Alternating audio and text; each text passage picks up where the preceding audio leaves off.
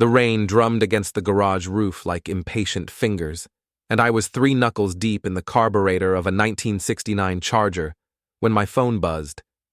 The engine bay was cramped, oil-stained, and exactly where I wanted to be at 11:30 on a Tuesday night. Away from the house. Away from the silence that had settled between Maren and me like dust on forgotten furniture. "Mom needs me tonight," the text read. "Staying at her place. Don't wait up." I wiped my hands on a shop rag and stared at the screen. Helena Trenwall needing emotional support was like a shark needing swimming lessons. The woman had raised 3 daughters through 2 divorces and a bankruptcy without so much as smudging her lipstick. But Maren had been making these mercy missions more frequently lately, always when I was working late, always with that particular tone that suggested questioning her would be both selfish and cruel. The Charger's engine ticked as it cooled. Outside, the coastal wind pushed rain against the windows in sheets. I should have gone home, cracked a beer, fallen asleep to whatever late-night documentary was playing. Instead, I found myself dialing Helena's number. She answered on the second ring, her voice sharp despite the hour. "Holden, is everything all right?" "Sorry to call so late. Maren said you needed her tonight. Just wanted to check if there was anything I could do." Silence stretched between us, filled only by the static of a poor connection and my growing unease.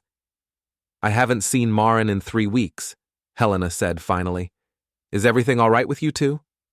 The shop rag fell from my hands. "She said you were having a rough time, that you needed company." "Holden, I was at book club until 10.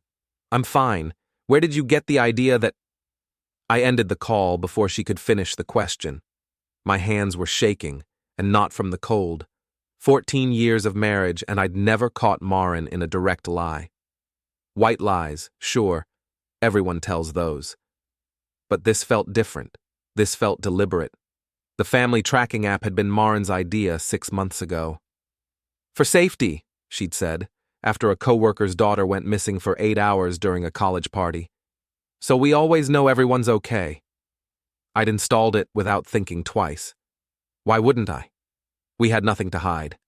Now I opened the app with fingers that felt clumsy and foreign. Maren's location pulsed like a heartbeat on the screen. Not at her mother's house in the old money section of town. Not at her office. Not anywhere I recognized. Riverside Drive, apartment 4B. 12 miles from the life she'd described to me an hour ago. I stood in my garage, surrounded by the honest smell of motor oil and the tools I'd inherited from my father, and felt something fundamental shift inside my chest. The rain kept falling. The Charger sat half-assembled, waiting for me to finish what I'd started. But I was already reaching for my keys, already walking toward my truck, already driving through the storm toward whatever truth was waiting behind apartment 4B. The windshield wipers beat a steady rhythm as I navigated the empty streets.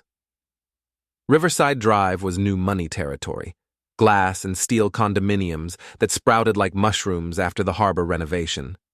The kind of place where young professionals went to feel successful and old money went to feel relevant. Not the kind of place my wife of 14 years would have any reason to be at midnight on a Tuesday. But her phone said otherwise. The little blue dot pulsed steadily from the 4th floor of the Meridian complex, a building I'd driven past 100 times without giving it a second thought. Now it loomed against the storm clouds like an accusation. I parked across the street and sat in the truck's cab, engine running, heater fighting the November chill. The building's lobby glowed with warm light. A few windows were illuminated on the upper floors. Normal people living normal lives, probably asleep or getting ready for bed.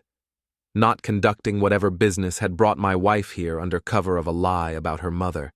The rational part of my mind suggested innocent explanations, a friend in crisis, a work emergency, some perfectly reasonable situation that she'd simplified into a white lie to avoid a long explanation. But the rational part of my mind was losing ground to something darker and more insistent. The part that had noticed how often Maren worked late lately, how often she came home smelling like cologne that wasn't mine, How often she checked her phone during dinner and smiled at messages she never shared. I climbed out of the truck and crossed the street. The lobby door was locked, but a resident was leaving. A woman in scrubs who held the door for me with the automatic courtesy of someone who'd just finished a long shift. I nodded my thanks and stepped inside, where the warmth hit me like a wall. The elevator was small and mirrored, and I caught sight of myself as it climbed toward the 4th floor. 42 years old, graying at the temples, wearing a work shirt with Ravel Restoration embroidered over the pocket. I looked like exactly what I was. A blue-collar guy who fixed old cars for a living. Not the kind of man who belonged in a building where the monthly rent probably exceeded my mortgage payment. The hallway was carpeted in something thick and expensive. Apartment 4B was at the end, and I could hear music playing softly inside. Jazz. The kind Maren used to put on when we were first married, when she still tried to impress me with her sophisticated taste. Before we settled into the comfortable routine of 14 years together. Before routine became distance, and distance became whatever this was. I stood outside the door for 30 seconds, listening to my own breathing and the muffled saxophone drifting from inside. Then I knocked. Footsteps approached. The music stopped. A lock turned. The door opened, and Trent Ardell stood there in a towel. Water still beaded on his shoulders. Steam drifted from the apartment behind him, carrying the scent of expensive soap and Maren's perfume. The one I'd bought her for our anniversary 3 months ago. The one she said she was saving for special occasions. Neither of us spoke. Trent's face went through several expressions. Surprise, recognition, something that might have been guilt or might have been calculation. I felt my own face doing the same thing, probably less successfully. 11 seconds passed. I counted them. "Holden," Trent said finally. His voice was careful, measured, the voice he used when he was trying to sell someone a car they couldn't afford. "What are you doing here?" I looked past him into the apartment. The living room was furnished with pieces I recognized, not because I'd been there before, but because I'd helped pick them out. The throw pillows Maren had ordered for our house, the ones that were supposedly back-ordered. The coffee maker she'd wanted but said was discontinued. The lamp she'd admired in a catalog but said was too expensive. A second home, assembled from lies told over dinner. "Looking for my wife," I said. Trent's grip tightened on the towel. "She's not here." But her perfume was. Her car keys were on the kitchen counter, next to the purse I'd given her for Christmas. Her shoes were by the door, the black heels she wore when she wanted to feel powerful. "Okay," I said. I turned and walked back toward the elevator. Behind me, I heard the apartment door close, but not lock. In the mirrored walls of the elevator, I looked like a man who'd aged a decade in the space of a conversation. The lobby felt smaller on the way out. The rain felt colder. I sat in my truck for another 10 minutes, watching the building and trying to make sense of what I'd seen. Trent Ardell, my best friend since college, best man at my wedding, godfather to my son, the man who'd helped me move furniture when we bought the house, who'd loaned me money when the garage was struggling in its first year, who'd sat at our kitchen table every Sunday for the past 5 years, eating Maren's cooking and giving me grief about my golf swing. The man who was apparently sharing a secret apartment with my wife. I drove home through empty streets, the windshield wipers keeping time with thoughts I didn't want to have. The house was dark when I pulled into the driveway. Maren's car wasn't there, of course. She was still at her mother's house, as far as the rest of the world knew, still being a dutiful daughter to a woman who hadn't seen her in 3 weeks. Inside, the house felt different. Not empty, I was used to that, but hollow, like a drum with no skin. I walked through rooms that suddenly felt like stage sets, wondering what else I'd been blind to. How long had this been going on? How many lies had I swallowed without question? How many times had I been the only one who didn't know the truth about my own life? I poured 3 fingers of bourbon and sat at the kitchen table where Trent had eaten Sunday dinner just 4 days ago. where he'd asked about my son's baseball season and complimented Maren's pot roast and helped himself to seconds like family. Like family. The bourbon burned, but not as much as the realization that I'd been living in a carefully constructed fiction, that the two people I trusted most in the world had been writing me out of my own story, one lie at a time. I finished the bourbon and poured another. Outside, the storm was weakening, but inside, something much worse was just beginning. I didn't sleep that night. Instead, I sat at my kitchen table with a legal pad and a calculator, reconstructing the financial history of my marriage with the methodical precision I usually reserved for engine rebuilds. Numbers don't lie, even when everything else does. The joint checking account showed a pattern I'd somehow missed. Regular withdrawals, always in amounts just small enough to avoid notice. 50 here, 100 there, occasionally 300 for what Maren had called therapy conferences, or continuing education. Over 2 years, it added up to $73,000, nearly 3/4 of our savings, siphoned away in increments designed to stay below my radar. I found the lease agreement in Maren's file cabinet, filed under professional development. The Riverside apartment had been rented 18 months ago through something called Hollis Consulting LLC, a shell company that existed only on paper, with Maren listed as the sole proprietor. The rent was $2,800 a month, automatically debited from an account I'd never seen before. But the real revelation came when I traced the funding source. The money hadn't just come from our savings. Maren had opened a home equity line of credit 6 months ago, using our house as collateral. My signature was on the paperwork, a signature I'd never written, but one that looked close enough to pass casual inspection. Trent's gambling debts, I realized, had been paid with my money. The apartment where he'd answered the door in a towel was furnished with my labor. The life they'd built together was subsidized by the man they were betraying. The sun came up while I sat surrounded by bank statements and loan documents, feeling like an archaeologist who'd uncovered his own grave. Maren's car pulled into the driveway at 7:15, right on schedule for her usual morning routine. I heard her key in the front door, her heels on the hardwood floor, the rustle of her coat being hung in the closet. "You're up early," she said, walking into the kitchen with the easy confidence of someone who believed her lies were still working. She looked perfect, hair styled, makeup applied, wearing the navy suit that made her look competent and trustworthy, the kind of woman who helped other people solve their problems on local television. "Couldn't sleep," I said. "How's your mother?" Maren moved around the kitchen with practiced efficiency, starting coffee, checking her phone, gathering the props of her professional life. "Better. She just needed someone to talk to. You know how she gets." I watched her perform this pantomime of normalcy and marveled at how easy it was for her. No hesitation, no tells, no sign that she'd spent the night in another man's bed. She was good at this. Better than I'd ever imagined. "What's all this?" she asked, noticing the papers scattered across the table. "Taxes," I lied, and felt a small satisfaction at how smoothly the deception rolled off my tongue. "Getting an early start this year." She kissed my forehead, a gesture so automatic and empty that it felt like being blessed by a robot, and headed for the door. "I've got back-to-back sessions today. Don't wait dinner for me." After she left, I called my attorney. James Morrison had handled the paperwork when I bought the garage, and he'd been straight with me about everything from liability insurance to zoning requirements.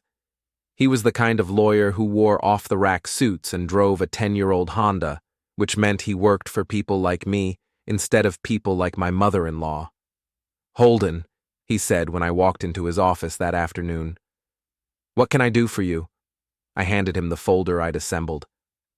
"I need to know how much trouble I'm in." He spent 20 minutes reviewing the documents, his expression growing more grave with each page. When he finished, he leaned back in his chair and rubbed his eyes. "The good news is that the forged signature on the home equity line gives you grounds to dispute the debt. The bad news is that proving forgery is expensive and time-consuming, and banks don't like to admit their security measures failed. What about the shell company? That's fraud, but it's complicated by the fact that you're married. Technically, she had legal access to marital assets. A prosecutor would have to prove intent to deceive, which is harder than it sounds when the deceiver is a licensed therapist with a clean record. I felt something cold settle in my stomach. So she gets away with it. I didn't say that. But if you want justice, you need to be smart about how you pursue it. Document everything. Don't confront her directly until we have a complete picture. And whatever you do, don't do anything that could be construed as threatening or harassing. I drove back to the garage and spent the afternoon rebuilding the carburetor on a 1967 Mustang, trying to lose myself in the familiar rhythm of disassembly and repair. But my mind kept drifting to the apartment on Riverside Drive, to the image of Trent in that towel, to the casual way Maren had lied about her mother. Frankie Mendez found me there at closing time, still bent over the engine bay with a wrench in my hand. "You look like hell," he said. Frankie ran the boxing gym where I worked out 3 times a week. He was 65 years old, built like a fire hydrant, and had the kind of insight that came from spending 40 years watching people hit things when they were angry. "Feel worse than I look," I said. "Woman trouble?" I set down the wrench and looked at him. Frankie had never married, never had kids, never owned anything more complicated than a heavy bag and a speed bag. But he understood people in a way that most therapists never would. Something like that. "You want to talk about it? Or you want to hit something?" "Both." We locked up the garage and drove to the gym in Frankie's ancient pickup truck. The gym was empty except for a few diehards working the heavy bags, and Frankie led me to the ring in the back corner. "Glove up," he said. For the next hour, I hit the heavy bag with a focus and intensity that surprised both of us. Every punch was a lie I'd believed, every combination a betrayal I'd ignored. Frankie held the bag and let me work, occasionally calling out combinations or adjustments to my form. When I finally stopped, my hands were aching and my shirt was soaked with sweat. "Feel better?" Frankie asked. "Some." "Good. Now tell me what's really going on." So I did. I told him about the apartment, about Trent, about the money and the lies and the way Maren had kissed my forehead that morning like nothing had changed. Frankie listened without interruption, nodding occasionally, his face impassive. When I finished, he was quiet for a long time. "How long you been married?" he asked finally. 14 years. "Kids?" "One, Zach, he's 12. Frankie nodded. "Then you got 2 choices. You can try to save the marriage or you can try to save yourself, but you can't do both." "What do you mean?" "I mean, she's been planning this for a while. The apartment, the money, the lies. That's not something that happens overnight. She's been building an exit strategy, and you just found out about it before she was ready to use it." The truth of that hit me like a punch I hadn't seen coming. All those late nights, all those conferences and continuing education seminars, all those times she'd been distant and distracted. She hadn't been falling out of love with me. She'd been falling into love with someone else and preparing for the day when she wouldn't have to pretend anymore. "So what do I do?" Frankie started unwrapping his hands with the slow, deliberate movements of someone who'd done it 10,000 times. "You get smart," he said. "You document everything. You protect your assets. You think about your kid. And you remember that the best revenge is living well." I drove home that night with Frankie's words echoing in my head. The house was dark again, another late night at the office according to the text Maren had sent. But I knew where she really was. I knew who she was with. And for the first time since I'd knocked on that apartment door, I felt something other than hurt and confusion. I felt angry. Not the hot, explosive anger that makes you do stupid things. The cold, calculating anger that makes you do smart ones. The kind of anger that builds plans instead of throwing punches. I sat at my kitchen table with a fresh legal pad and started making a list. Not of what I'd lost, but of what I was going to take back. The divorce papers arrived on a Thursday morning, delivered by a courier who looked like he'd rather be anywhere else. Maren was already gone, another early morning client emergency. So I signed for the envelope alone in my kitchen, still wearing yesterday's work clothes. She'd filed first. That much I'd expected. What I hadn't expected was the thoroughness of her preparation. The petition painted a picture of our marriage that I barely recognized. A controlling husband who monitored his wife's movements, isolated her from friends, and exhibited increasingly erratic behavior. The family tracking app, her idea, had become evidence of my obsessive surveillance. My late nights at the garage were characterized as abandonment. Even my friendship with Trent was twisted into something sinister, with carefully selected text messages that made my sarcastic jokes sound like threats. But the real blow came in the custody section. Maren was asking for primary custody of Zach, with supervised visitation for me pending a psychological evaluation. She'd attached statements from 3 witnesses, her mother, her business partner, and Trent himself. Trent's statement was 2 pages of carefully crafted lies. He described me as increasingly volatile and obsessed with controlling Maren's schedule. He claimed I'd made veiled threats about what would happen if I ever caught her cheating. He painted himself as a concerned friend who'd tried to mediate our marital problems, only to be met with hostility and paranoia. The man who'd eaten at my table every Sunday for 5 years had testified that I was unfit to raise my own son. I called James Morrison, but his secretary said he was in court all day. So I drove to the garage and tried to lose myself in work, but my hands were shaking too badly to hold a wrench steady. Every time I closed my eyes, I saw Zach's face, my 12-year-old son who still asked me to check for monsters under his bed, who trusted me to keep him safe from everything except the 2 people who were supposed to love him most. At noon, I drove to Zach's school and waited in the pickup line with the other parents. When he climbed into my truck, backpack slung over one shoulder and grass stains on his uniform pants, I felt something crack inside my chest. "Dad?" he said, buckling his seatbelt. "You look weird." "Thanks, buddy. You always know just what to say." He grinned, that gap-toothed smile that made everything else disappear for a moment. "Mom said we're having a family meeting tonight. She said it's important." So she was going to tell him. Tonight, over dinner, she'd explained that Mommy and Daddy were getting divorced, and that he'd be living with Mommy most of the time because Daddy had some problems he needed to work through. She'd use her therapist voice, the one she used on television when she talked about helping families through difficult transitions. She'd make it sound reasonable, inevitable, even healthy. "What do you think it's about?" Zach asked. I looked at my son, really looked at him. He had Maren's eyes and my stubborn chin, and right now he looked exactly like what he was. A kid who trusted the adults in his life to take care of him. Who believed that his parents would always put his needs first, even when their own world was falling apart. "I don't know, buddy," I lied. "But whatever it is, we'll figure it out together." That afternoon, I met with James Morrison in his office. He'd reviewed the divorce petition, and his expression was grim. "She's good," he said.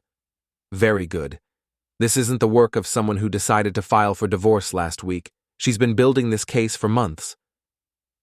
"Can she really get primary custody?" "In family court, perception is reality.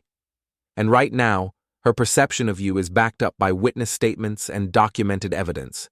The tracking app, the late nights, the text messages, it all supports a narrative of controlling behavior." I felt the walls closing in. "What about the affair? The stolen money?" "Adultery isn't a crime in this state, and proving financial misconduct in a marriage is complicated. Plus, she's already filed a counterclaim alleging that you've been hiding assets through your business." "That's ridiculous." "Maybe, but can you prove it? Because she's going to argue that your cash-heavy business provides plenty of opportunities to skim money, and that your sudden interest in the family finances is actually an attempt to hide what you've been stealing." I stared at him. She's accusing me of the exact thing she's been doing. It's called projection, and it's very effective in family court. Judges see it all the time. Spouses accusing each other of their own crimes. It muddies the water and makes everyone look equally guilty. That evening, Maren came home at her usual time, carrying takeout from the Italian place Zach liked. She moved through the house with the calm efficiency of someone executing a well-rehearsed plan, setting the table, opening wine for herself, and pouring milk for Zach. "Where's Dad?" Zach asked when she called him for dinner. "He'll be here in a minute," she said, not looking at me as I walked into the dining room. We ate in relative silence, making small talk about Zach's day at school and his upcoming baseball season.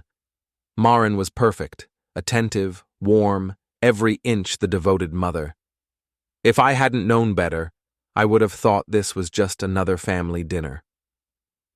When Zach finished his second helping of spaghetti, Maren folded her hands on the table and gave him her full attention. "Honey," she said, "Dad and I need to talk to you about something important." Zach looked between us, his fork halfway to his mouth. "Are you getting divorced?" The directness of the question caught both of us off guard. Maren recovered first. "Why would you ask that?" "Because Tommy's parents got divorced last year, and they had a family meeting just like this. And because you and Dad don't talk to each other anymore unless you have to." Out of the mouths of babes. My 12-year-old son had seen what I'd been too blind to notice, that our marriage had been over long before I knocked on that apartment door. "Yes," Maren said gently. "We are." Zach set down his fork and looked at me. "Is it because of Uncle Trent?" The question hit the table like a grenade. Maren's composure cracked for just a moment, long enough for me to see the panic in her eyes. "What do you mean, buddy?" I asked. "I heard you talking to Frankie at the gym. You said Uncle Trent was living with Mom in a secret apartment." I felt the ground shift beneath my feet. My son had overheard a conversation I thought was private, and now he was asking questions that could destroy whatever chance I had of maintaining a relationship with him. Maren recovered quickly. "Sometimes adults have complicated friendships, honey. Uncle Trent has been helping me through a difficult time, but that's not why Dad and I are getting divorced." It was masterfully done. She'd acknowledged what Zach had heard without confirming the affair, and she'd positioned herself as the victim who needed support rather than the wife who'd been cheating.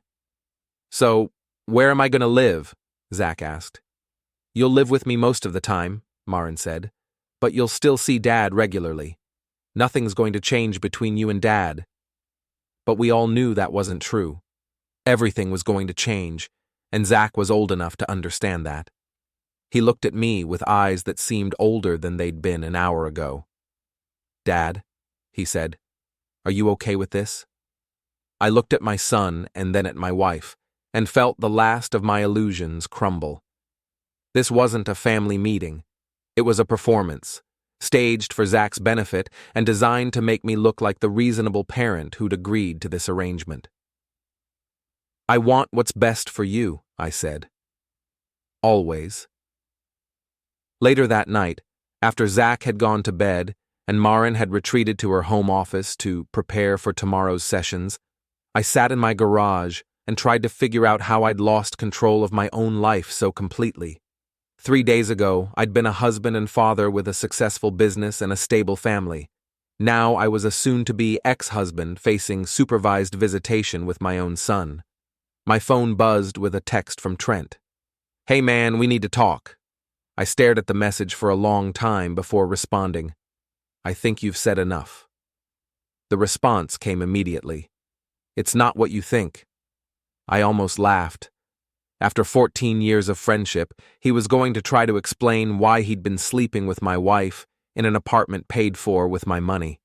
He was going to tell me it wasn't what I thought, as if I'd imagined the whole thing. "Don't," I typed back. "Just don't." But he called anyway. I let it go to voicemail, then listened to the message he left. "Holden, I know you're angry, and you have every right to be. But there are things you don't understand about your marriage, things Maren never told you. I'm not the villain here, and neither are you. Call me back, please." I deleted the message and turned off my phone. Whatever Trent wanted to tell me, whatever justification he'd constructed for betraying our friendship, I didn't want to hear it. Some things couldn't be explained away, and some betrayals couldn't be forgiven. I had bigger problems now. In 2 weeks, I'd have to appear in family court and convince a judge that I was fit to raise my own son. I'd have to defend myself against accusations made by the 2 people who knew me best and who'd used that knowledge to construct a version of me that I barely recognized. But as I sat there in the garage, surrounded by the tools and projects that represented everything I'd built with my own hands, I realized something important. I wasn't going to fight this battle on their terms. They'd spent months preparing their case, crafting their narrative, positioning themselves as the victims of my supposed controlling behavior. It was time to craft a narrative of my own. The family court hearing was scheduled for a Tuesday morning in November, 3 weeks after Maren had served me with papers. I arrived early, wearing the only suit I owned, a charcoal gray number I'd bought for my father's funeral 5 years earlier. James Morrison met me on the courthouse steps, carrying a briefcase that looked as worn as his Honda. "Remember," he said, as we walked through the metal detectors, "family court isn't about winning or losing. It's about what's best for Zach. Keep that in mind no matter what they throw at you." The courtroom was smaller than I'd expected, more like a conference room than the dramatic spaces you see on television. Judge Patricia Hernandez was a woman in her 50s with gray hair and the tired expression of someone who'd spent decades listening to people destroy each other in the name of love. Maren sat at the plaintiff's table with her attorney, a sharp-dressed woman named Catherine Mills, who specialized in high-conflict divorces. Maren looked perfect, as always. Navy suit, minimal jewelry, the picture of professional competence. She didn't look at me when I took my seat across the aisle. Trent was there too, sitting in the gallery like a supporting character in someone else's tragedy. Our eyes met for a moment, and I saw something I didn't expect. Shame. Real, genuine shame, not the calculated remorse of someone who'd been caught. Judge Hernandez called the hearing to order and reviewed the basic facts of the case. Then Catherine Mills stood to present Maren's position. "Your Honor, Mrs. Hollis is seeking primary custody of the couple's 12-year-old son due to Mr. Ravel's increasingly controlling and erratic behavior. Over the past year, Mr. Ravel has monitored his wife's movements through electronic surveillance, isolated her from friends and colleagues, and made veiled threats about the consequences of perceived disloyalty. She was good, very good. She painted a picture of our marriage that was technically accurate but completely false, a skillful distortion that turned my concern into control, my questions into interrogation, my jokes into threats. Mrs. Hollis has documentation showing that Mr. Ravel installed tracking software on her phone without her knowledge, confronted her friends and colleagues about her whereabouts, and became increasingly hostile when questioned about his own activities." I felt James tense beside me. We'd prepared for this, but hearing it presented so professionally made it sound more credible than it had on paper. Then Maren took the stand. She was devastating. Calm, articulate, and utterly convincing. She described our marriage as a slow descent into control and manipulation, with herself as the victim who'd tried everything to save it. She talked about walking on eggshells, about feeling trapped and monitored, about fearing for her safety and the safety of our son. "I installed the family tracking app at my husband's insistence," she said, her voice steady but tinged with sadness. "He said it was for safety, but it became another way for him to monitor my movements. If I was 5 minutes late coming home, he'd call. If I went somewhere he didn't recognize, he'd demand explanations. It was a masterpiece of misdirection. The tracking app had been her idea, but she'd positioned it as mine. My concern about her late nights became evidence of controlling behavior. My questions about unexplained expenses became financial manipulation. "Mrs. Hollis," Catherine Mills said, "can you describe the incident that led you to seek legal protection?" Maren took a breath, composing herself for what was clearly a rehearsed moment. 3 weeks ago, my husband followed me to a friend's apartment and confronted us in a threatening manner. He'd been tracking my location without my knowledge and became enraged when he found me somewhere he didn't expect. The incident made me realize that I couldn't continue living in fear. She was talking about the night I'd found her at Trent's apartment, but she'd stripped away all context. No mention of the lie about her mother, no mention of the money or the secret apartment or the affair itself. Just a controlling husband who'd tracked down his innocent wife and threatened her friend. When James cross-examined her, he tried to introduce evidence of the financial misconduct and the shell company, but Catherine Mills objected on grounds of relevance. Judge Hernandez sustained the objection. "Mr. Morrison," she said, "this hearing is about custody arrangements, not marital assets. Please confine your questions to matters relating to the child's welfare." So we couldn't talk about the money. We couldn't talk about the lies. We couldn't talk about the 18-month affair that had been conducted in an apartment paid for with stolen funds. All we could talk about was whether I was fit to have unsupervised access to my own son. Then Trent took the stand. He looked uncomfortable in his suit, fidgeting with his tie and avoiding eye contact with everyone in the room. But his testimony was damning. "I've known Holden for 15 years, he said. "He's always been possessive, but it got worse after Zach was born. He started questioning Maren's friendships, her work schedule, even her conversations with other parents at school events." I wanted to stand up and scream. This was the man who'd been sleeping with my wife for a year and a half, who'd helped steal $73,000 from my accounts, who'd answered his apartment door in a towel while my marriage burned down around me.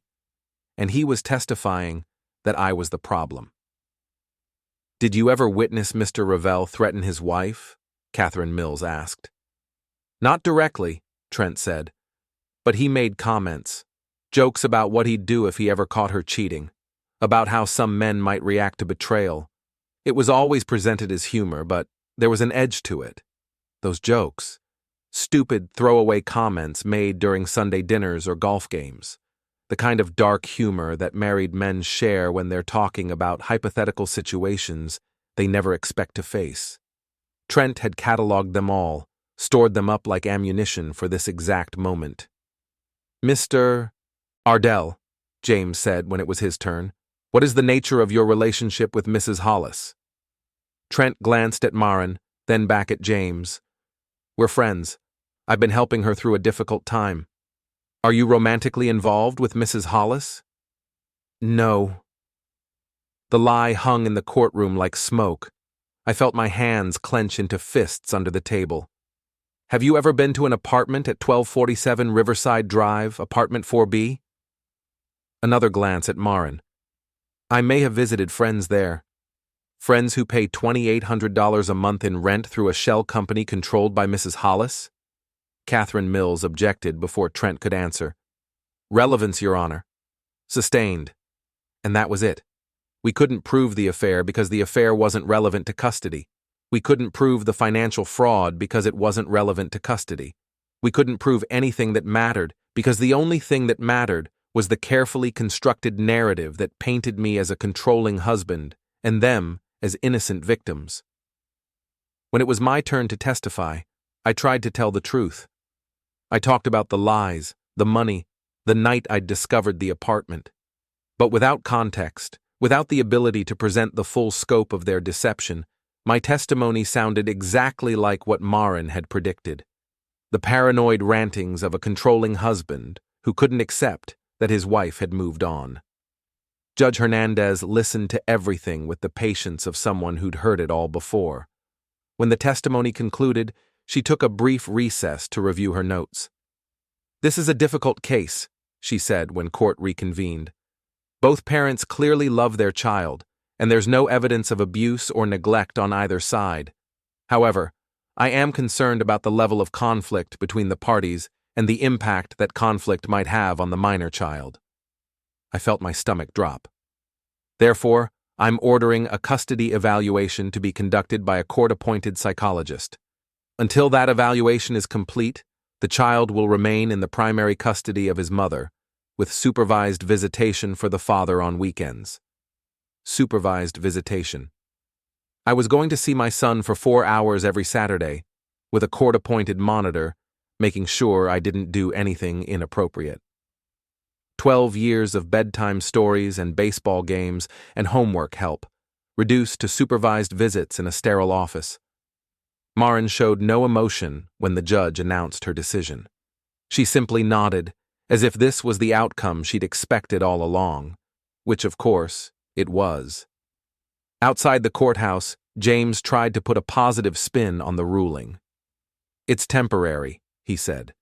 "Once the custody evaluator interviews Zach and reviews the evidence, we'll have another chance to present our case." But I wasn't listening. I was watching Maren and Trent walk to their cars, separate but coordinated, like actors leaving the stage after a successful performance. They'd won the first round, just as they'd planned. They'd taken my son, my money, and my reputation, and they'd done it all with the blessing of the court. That night, I sat in my garage and tried to figure out what I'd done wrong. I'd followed my lawyer's advice, told the truth, and presented evidence of their deception. But none of it had mattered, because I'd been fighting the wrong battle. They weren't interested in truth or justice or what was best for Zach. They were interested in winning, and they'd been preparing for this fight long before I'd known it was happening. But the fight wasn't over. The custody evaluation would take 6 weeks, and during that time, I'd have opportunities to present my case to someone who might actually listen. I just had to be smarter about how I did it. I pulled out a fresh legal pad and started making notes. Not about what I'd lost, but about what I was going to do to get it back. The game had changed, but it wasn't over, and next time, I was going to be ready.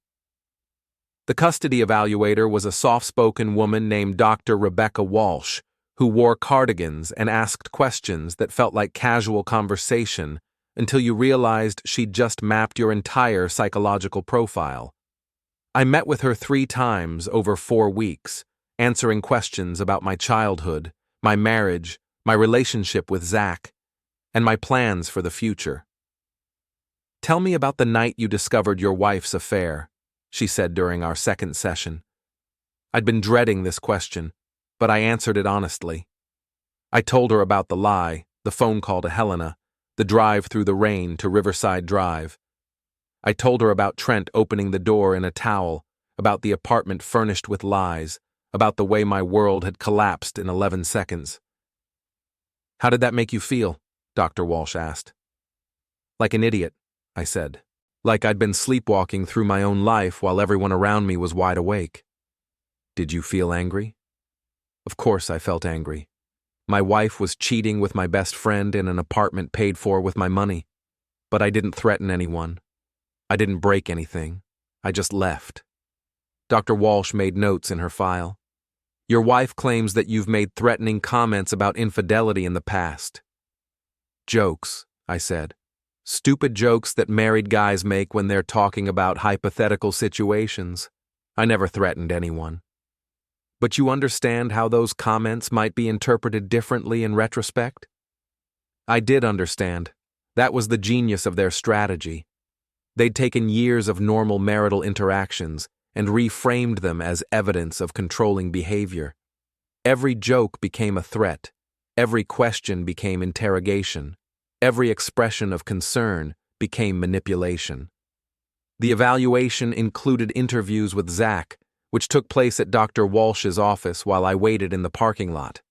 I couldn't hear what they talked about, but I could see my son through the window, animated, comfortable, apparently enjoying the conversation. When the session ended, he ran out to my truck with a smile that made everything else bearable. "How was it?" I asked as we drove to lunch. "Fine. She's nice. She asked about you and Mom and school and stuff." "What did you tell her?" Zach shrugged. "The truth. That you and Mom don't love each other anymore, but you both love me. That Uncle Trent is weird now. That I want to live with you sometimes and Mom sometimes. Out of the mouths of babes, again.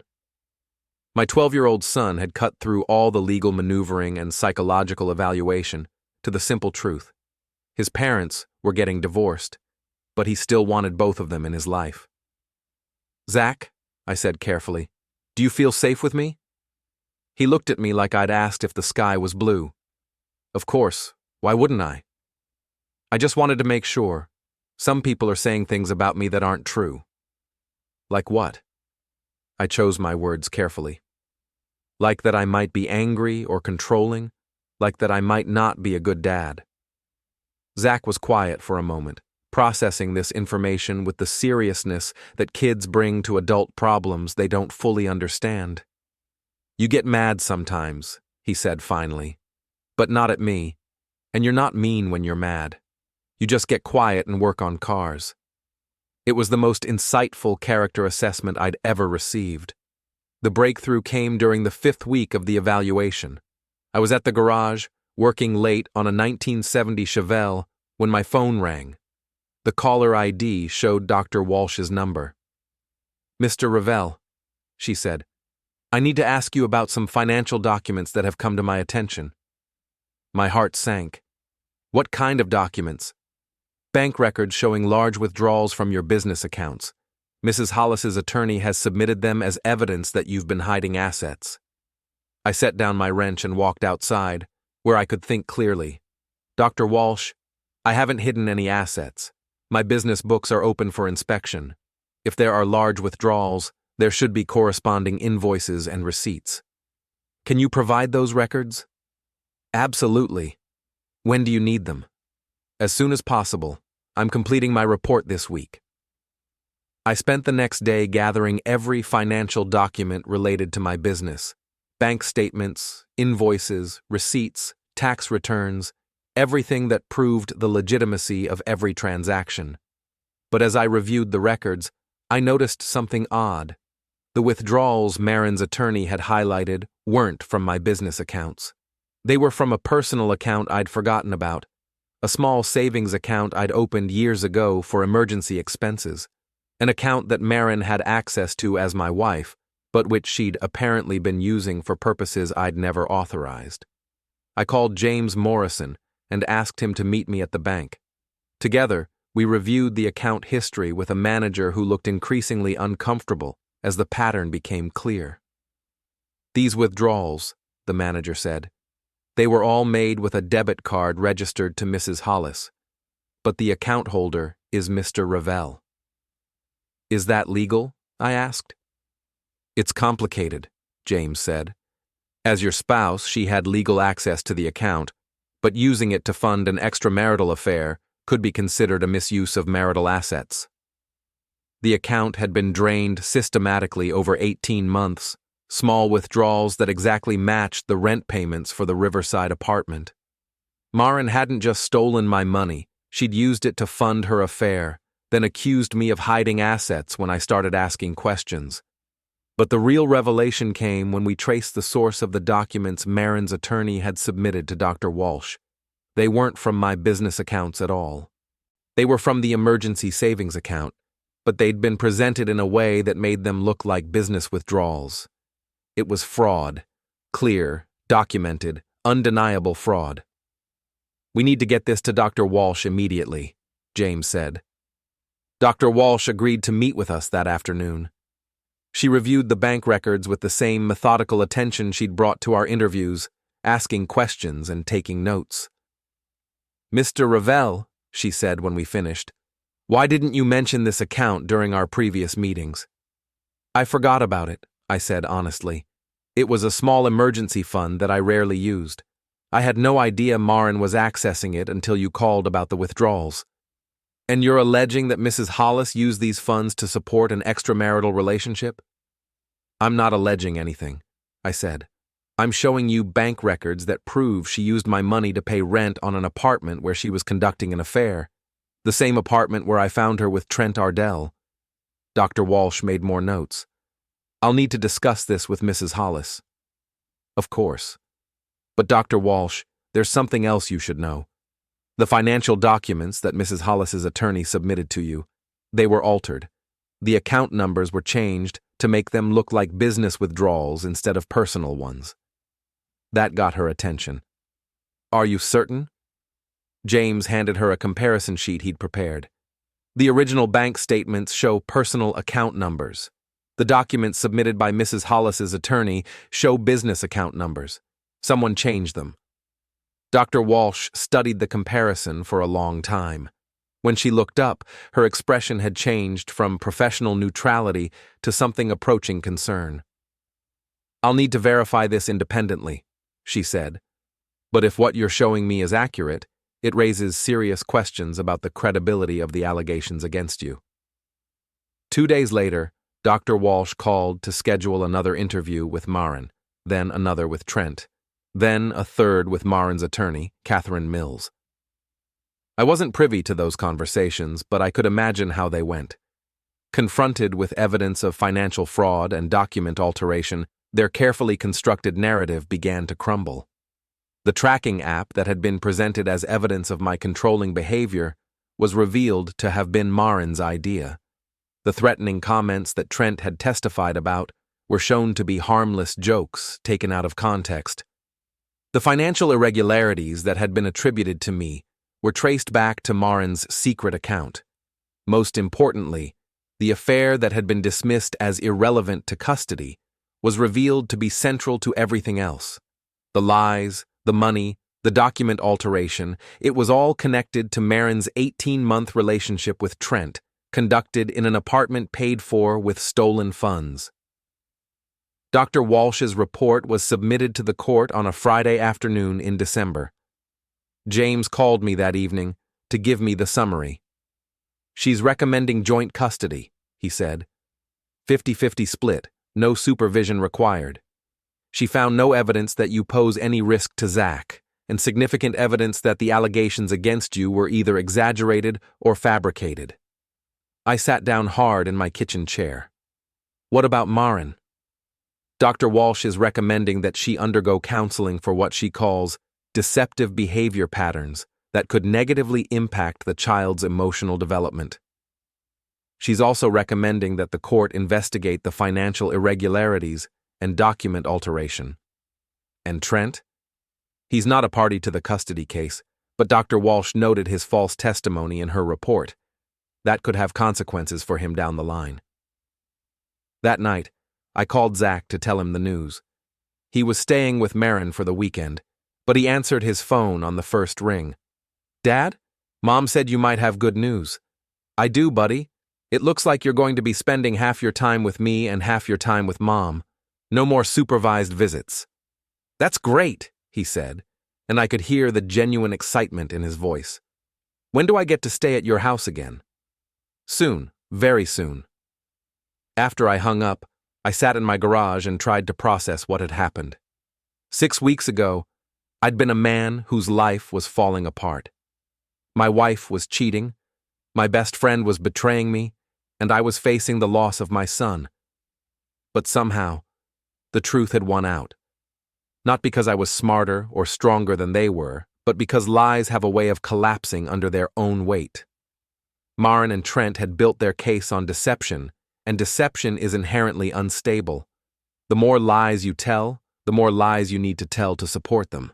Eventually, the whole structure becomes so complex and contradictory that it falls apart. My phone buzzed with a text from Trent. We need to talk. I looked at the message for a long time, then deleted it without responding. There was nothing left to say.